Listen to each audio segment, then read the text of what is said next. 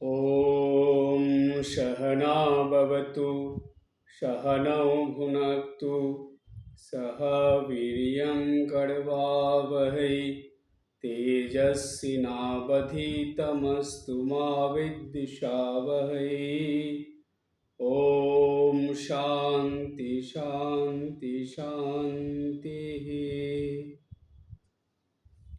কঠোপনিষদের যুগোপযোগী ধারাবাহিক আলোচনা, যেটা তিব্বত্রয়ী জীবনালোকে অর্থাৎ শ্রী শ্রী ঠাকুর, শ্রীমা এবং স্বামীজির জীবনালোকে এই কঠোপনিষদের যুগোপযোগী আলোচনা, সেই ধারাবাহিক আলোচনার মধ্যে আমরা যাচ্ছি।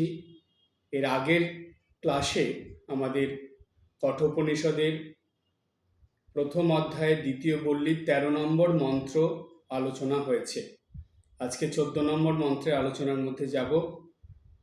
তার আগে 13 নম্বর মন্ত্রের আলোচনার একটু সংক্ষেপে কিছু বলে নিয়ে তারপরে 14 নম্বর মন্ত্রের আলোচনায় গেলে আপনাদের বুঝতে সুবিধা হবে।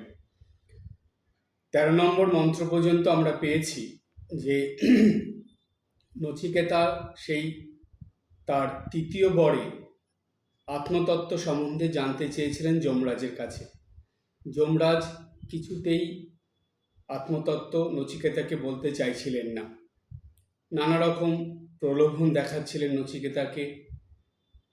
সেসব করে নচিকেতাকে তার সেই তৃতীয় বর থেকে সরাতে পারেননি। অর্থাৎ যেটা নচিকেতা চেয়েছিল, আত্মতত্ত্ব বা ঈশ্বরতত্ত্ব জানতে চেয়েছিলেন যমরাজের কাছে, সেটা যমরাজ বলবেন না। তার জন্য অনেক রকমভাবে নচিকেতাকে উনি ভুলাচ্ছিলেন, যে এতটুকু ছোট বাচ্চা, তাকে আর আত্মতত্ত্ব কি বোঝাবো, বরঞ্চ তাকে নানা রকম প্রলোভন দেখিয়ে, নানা রকম লোভ লালসা দিয়ে তাকে এই যে চাওয়া, যে আত্মতত্ত্ব শুনতে চাওয়া, এখান থেকে তাকে সরিয়ে নিয়ে আসি। সে অন্য কিছু চাপ, তাকে দেব।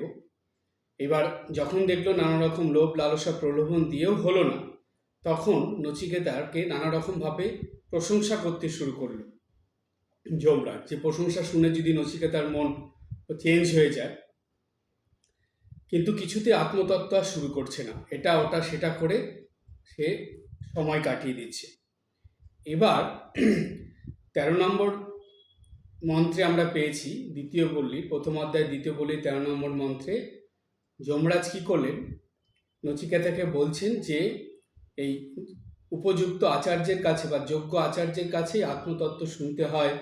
এই আত্মতত্ত্ব শুনতে হলে নিজেকে সাধন ভজনের মধ্যে দৃঢ়ভাবে প্রতিষ্ঠিত করতে হয়, সংযমের জীবন যাপন করতে হয়, সাহসিকতার সঙ্গে সত্যের পথ অবলম্বন করে জীবন পথে এগিয়ে চলতে হয়।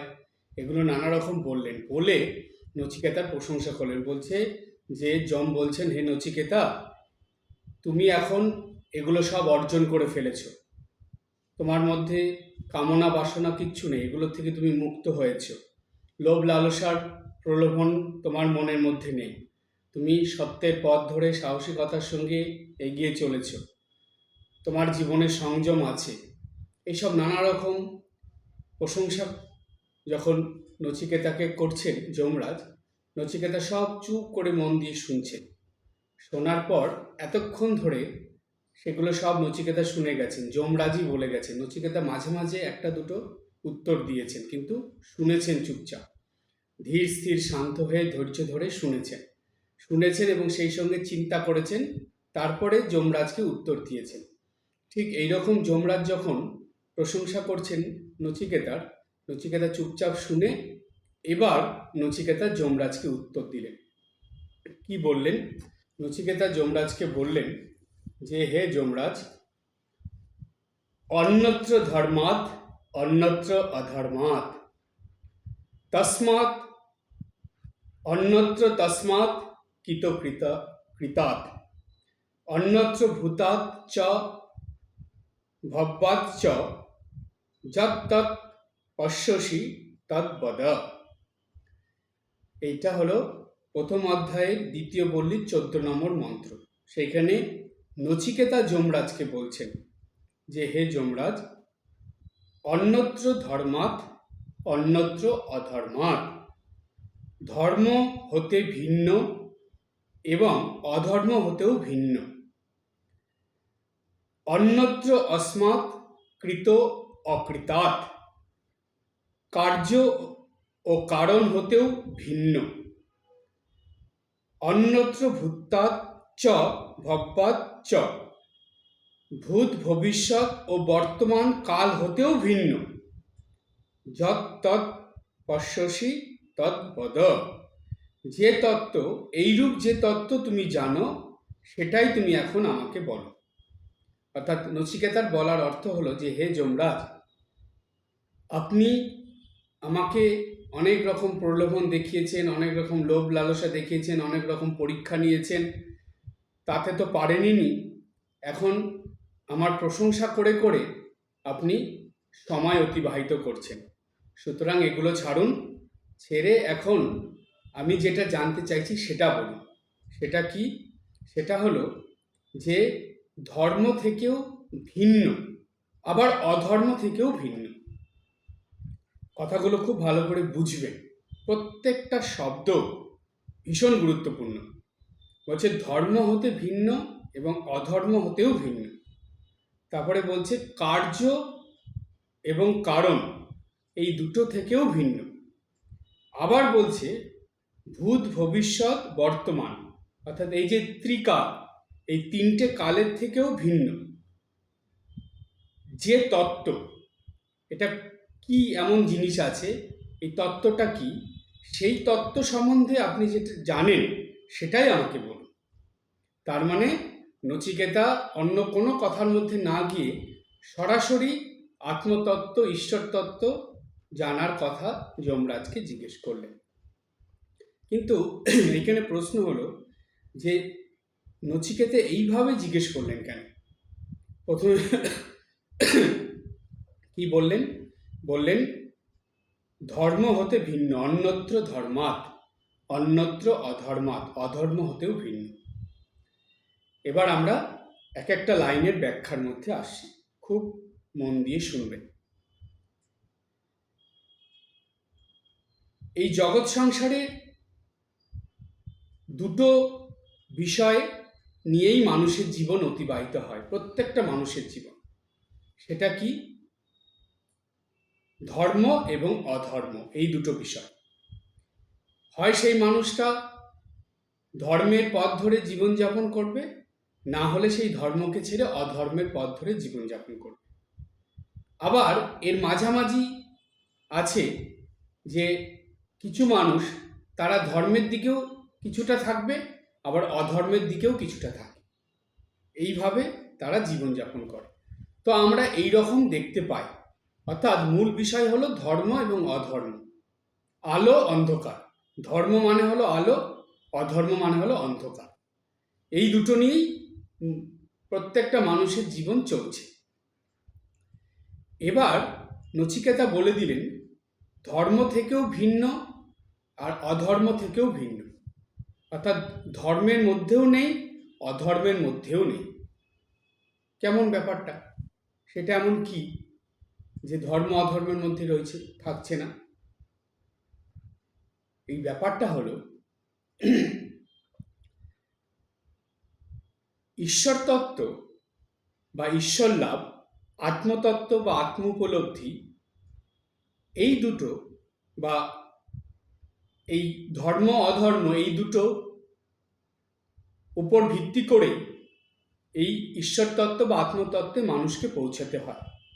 কিন্তু পৌঁছানোর পরে এই দুটোর একটাও থাকে না। যেমন ঠাকুর বলছেন যে পায়ের মধ্যে কাঁটা ফুটলে আর একটা কাঁটা দিয়ে সেই কাঁটাটাকে বের করতে হয়, করে দুটো কাঁটাই ফেলে দিতে হয়।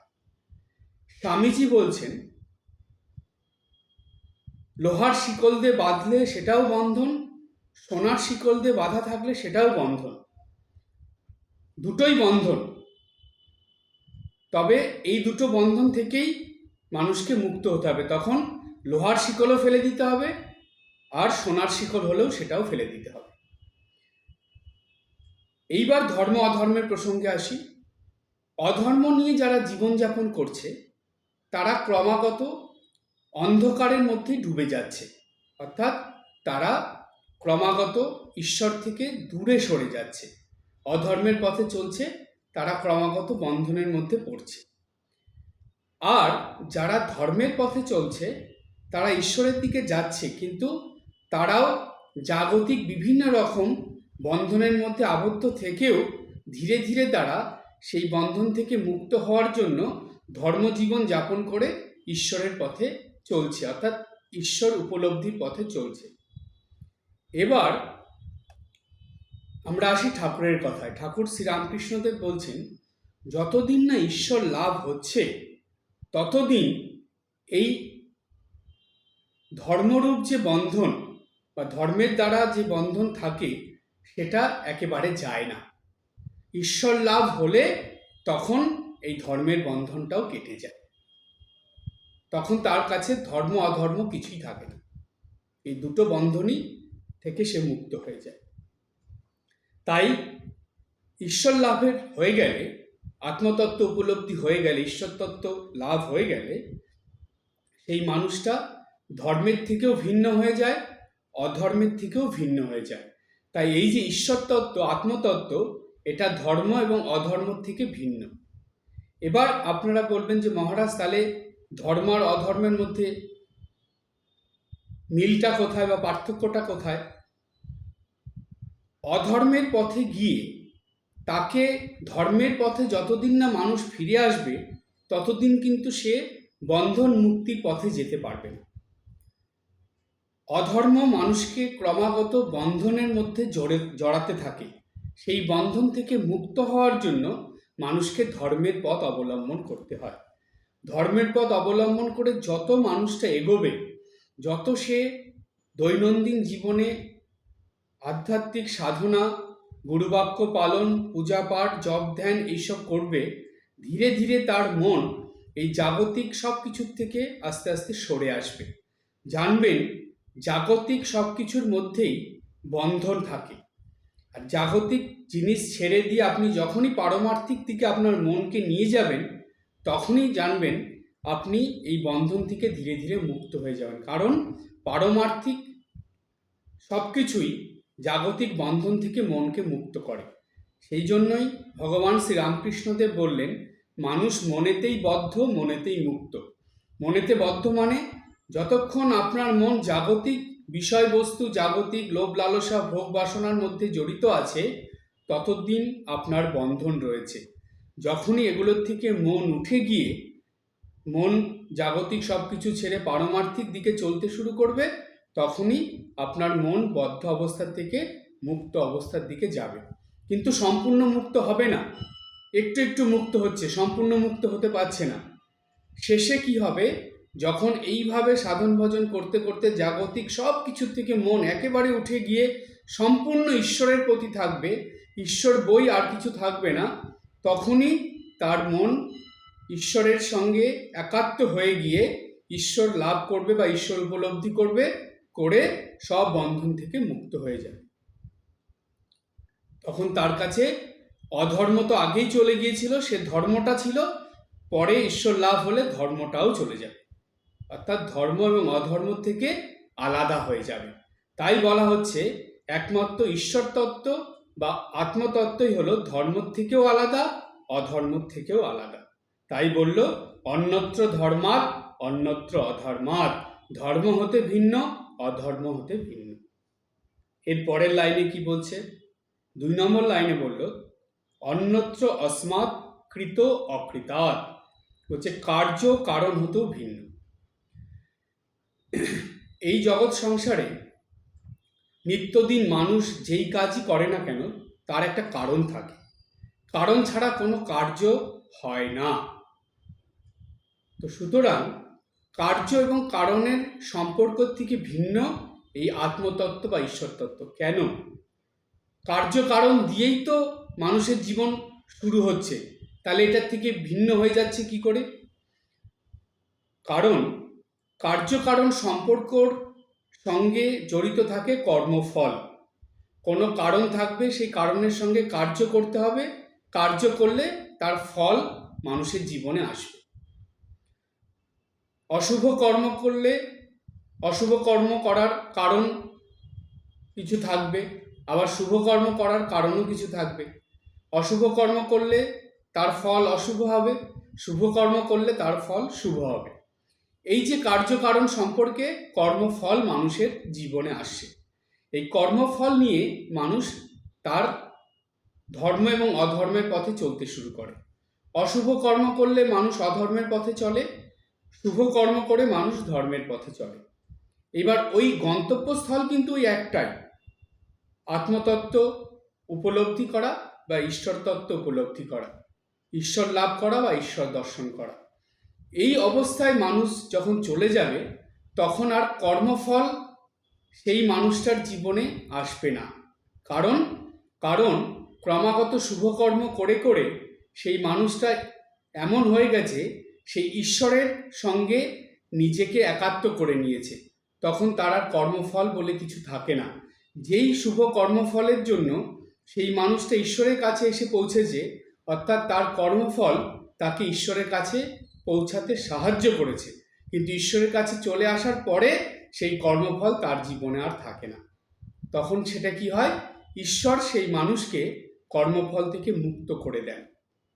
কেন মুক্ত করে দেন এটা সবসময় জানবেন, এই শুভ কর্মের ফল আমাদেরকে ঈশ্বরের কাছে পৌঁছতে সাহায্য করে। যখনই মানুষ ঈশ্বরের কাছে পৌঁছে যায়, ঈশ্বরকে লাভ করে, তখনই আর সেই কর্মফল সেই মানুষটার জীবনে আসে না। কেন? ঈশ্বর উপলব্ধি হয়ে গেলে ঈশ্বর তাকে কৃপা করে আশীর্বাদ করে তার কর্মফল থেকে মুক্ত করে দেন এবং সেই মানুষটা জন্ম মৃত্যুর হাত থেকে চিরদিনের মতো মুক্ত হয়ে যায়। মানুষ ঈশ্বর লাভ করে কখন জানেন? যখন জাগতিক সব কিছু ছেড়ে ওই মানুষটা শুধু ঈশ্বরকে চায়, শুধু ভগবানকে চায়, আর অন্য কিচ্ছু চায় না। এই রকম মনের যখন অবস্থা হয় তখনই সেই মানুষটা ঈশ্বর লাভ করে। ঈশ্বর লাভ করার পরে তখন তার কি হয়, সে ভগবানকে পেতে চাইছিল, পেয়ে গেল, সে ভগবানের সঙ্গে নিজেকে এক করে নিল, আর ভগবানকে ছেড়ে সে ফিরে আসতে চায় না। ভগবান কৃপা করে তার সব কর্মফল থেকে মুক্ত করে দেন। কর্মফল থাকলেই জন্ম হবে, কর্মফল না থাকলে আর জন্ম হয় না। তাই ভগবান তার কর্মফল থেকে তাকে মুক্ত করে দেন, তাকে আর জন্ম মৃত্যুর চক্রের মধ্যে পড়তে হয় না। তখন সে কি হয়, ঈশ্বরের কাছে থেকে যায়। তাকে আর রামকৃষ্ণ লোক থেকে বা সারদা লোক থেকে আর ফিরে আসতে হয় না। সে তখন রামকৃষ্ণ লোকে, সারদা লোকে বা বৈকুণ্ঠ লোকে বা শিবলোকে বাস করে, সেখান থেকে সে আর ফিরে আসে না। তাই কার্য কারণের যে সম্পর্ক সেটার থেকেও ভিন্ন। কোনটা? এই আত্মতত্ত্ব বা ঈশ্বর তত্ত্ব। এটা হলো এই মন্ত্রের দ্বিতীয় লাইনের অর্থ হলো। এরপরে আমরা 3 নম্বর লাইনের অর্থের মধ্যে আসব। এই 14 নম্বর মন্ত্রের তৃতীয় লাইনে নচিকেতা বললেন, অন্যত্র ভূতাৎ চ ভব্যাৎ চ। ভূত, ভবিষ্যৎ ও বর্তমান কাল হতে ভিন্ন। অতীতকাল, ভবিষ্যৎকাল এবং বর্তমান কাল। অতীত, বর্তমান, ভবিষ্যৎ একসঙ্গে বলে ত্রিকাল বা 3 কাল। এই 3 কালের থেকেও আত্মতত্ত্ব বা ঈশ্বর তত্ত্ব ভিন্ন। কেন ভিন্ন? কারণ মানুষ অতীতে যেটা করেছে সেটা মনে রেখে জীবনযাপন করতে গেলে জীবন পথে শুধু বাধার সৃষ্টি হয়। স্বামীজি তার বক্তৃতার মধ্যে এক জায়গায় বলছেন যে পাস্ট ইজ পাস্ট, যেটা চলে গেছে সেটা চলে গেছে, সেটা নিয়ে আর ভাববে না।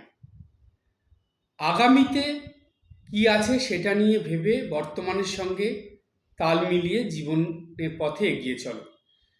বেশিরভাগ মানুষই আছে যারা অতীত নিয়ে ভেবে ভেবে শুধু দুঃখ, কষ্ট, যন্ত্রণা বাড়ায়, আর অতীতের কথা ভেবে তারা বর্তমানকে খারাপ করে ফেলে।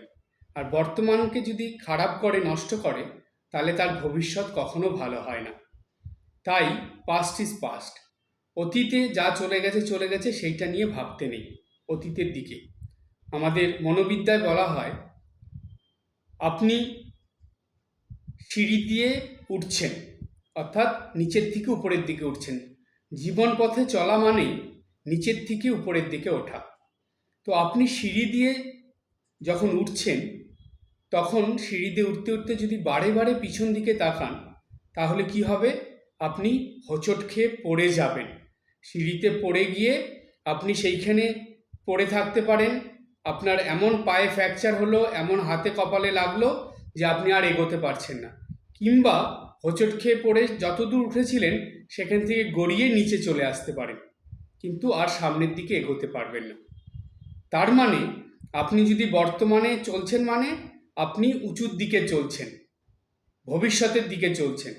তো আপনি যদি বারে বারে অতীতের দিকে ফিরে তাকান, তাহলে আপনি বর্তমানেই মুখ থুবড়ে পড়ে থাকবেন, আর উন্নতির দিকে যেতে পারবেন না, উঁচুর দিকে এগোতে পারবেন না। তাই অতীতকে বাদ দিতে হবে। অতীত চলে গেল, এইবার থাকলো কি? বর্তমান।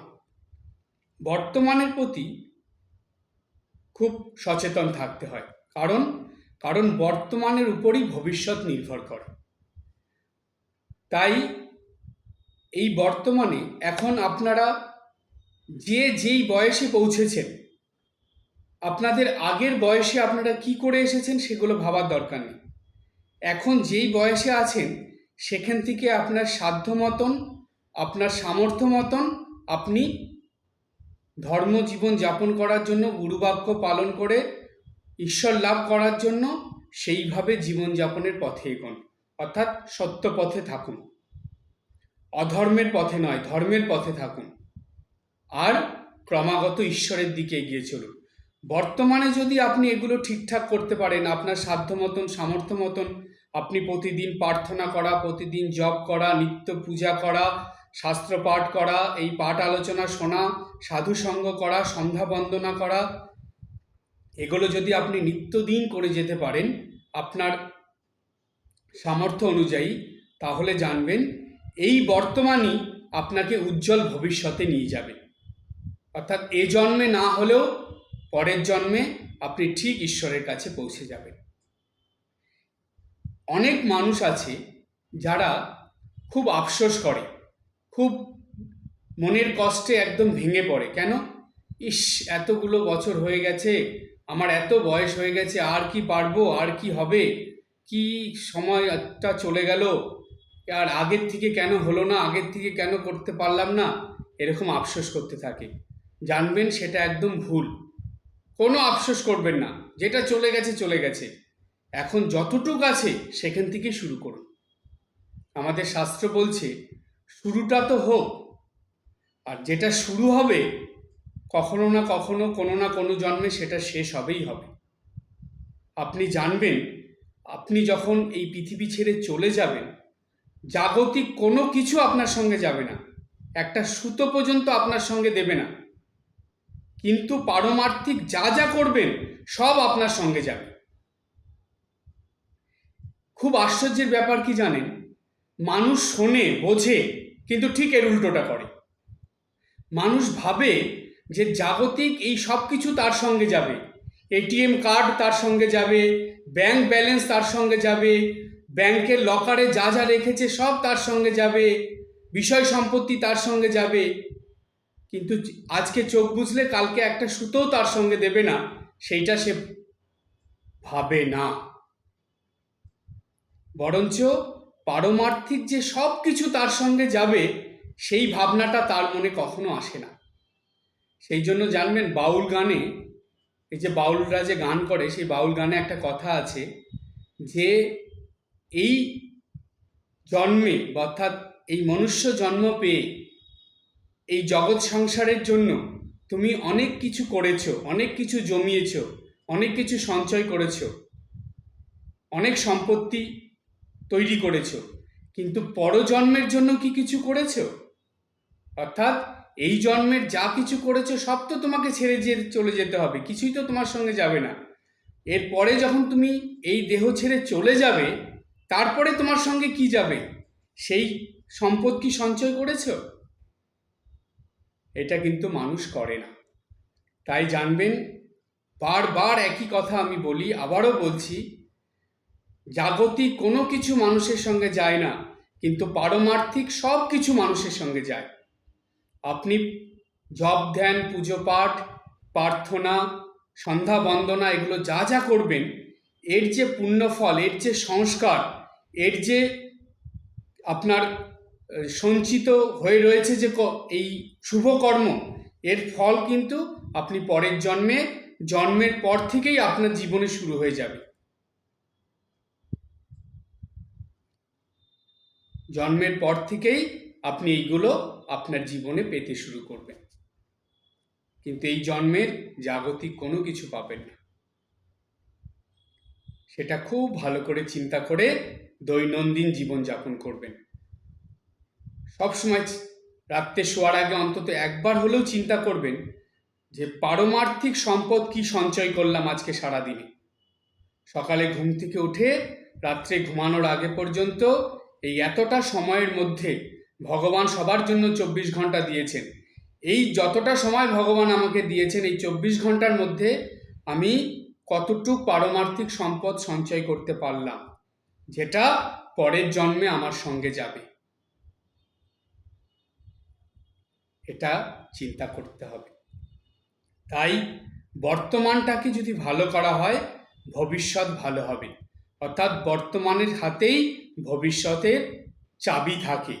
বর্তমান যেমন হবে, তার সেই কর্মের ফলটা ভবিষ্যতে চলে যাবে।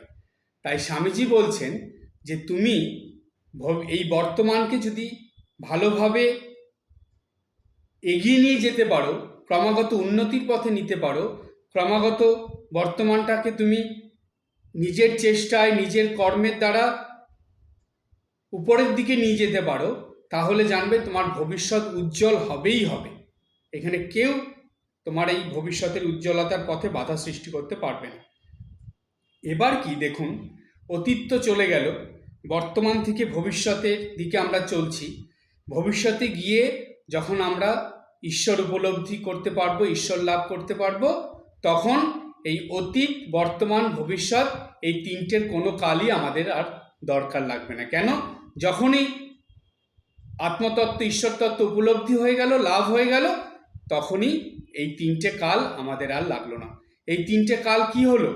অতীতকাল, বর্তমানকাল, ভবিষ্যৎকাল আমাদেরকে ঈশ্বর লাভের জন্য সাহায্য করলো, আমাদেরকে কনসাস করে দিল, আমাদেরকে সচেতনতা বাড়িয়ে দিল, সতর্ক করে দিল যে দেখো, অতীতে তুমি যেটা করেছো সেটা নিয়ে পড়ে থাকলে তোমার বর্তমান এবং ভবিষ্যৎ দুটোই খারাপ হয়ে যাবে। তাই অতীতেরটা ছাড়ো, বর্তমানটাকে ভালো করো, আর বর্তমানটাকে ভালো করলে তুমি ভবিষ্যতে ভালো ফল পাবে। আর ভবিষ্যতে ভালো ফল মানে তোমার জীবনকে তুমি ক্রমাগত উন্নতির পথে নিয়ে গিয়ে ঈশ্বরের কাছে পৌঁছে দিতে পারবে। আর যখন ঈশ্বরের কাছে পৌঁছে যাবে, তখন তোমার এই তিন কালের পারে চলে গেলে তুমি, এই তিনটে আর তোমার দরকার নেই। তাই বলছে যে ঈশ্বর তত্ত্ব, আত্মতত্ত্ব, এটা কিন্তু অতীত, বর্তমান এবং ভবিষ্যতের থেকে ভিন্ন, এটা আলাদা। এগুলোর দ্বারাই এইখানে যেতে হবে, কিন্তু এর সঙ্গে এর আর কোনো সম্পর্ক থাকবে না। যে ঈশ্বর লাভ করে নিল, তার কাছে সব সমান হয়ে গেল, তার কাছে আর এগুলোর কোনো মূল্য থাকলো না। এরপরে আমরা আসব চতুর্থ মন্ত্রের চতুর্থ লাইনের অর্থের মধ্যে আসব।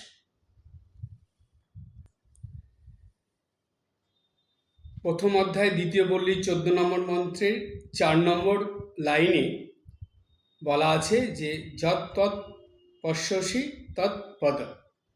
অর্থাৎ নচিকেতা বললেন যে হে যমরাজ, এই যে তত্ত্ব তুমি জানো, সেটা তুমি আমাকে বলো। কোন তত্ত্ব সেটা, সেই তত্ত্বটা কেমন, সেটাই নচিকেতা কিন্তু এই মন্ত্রের মধ্যে দিয়ে বা তার কথার মধ্যে দিয়ে বুঝিয়ে দিলেন। কেমনভাবে বোঝালেন?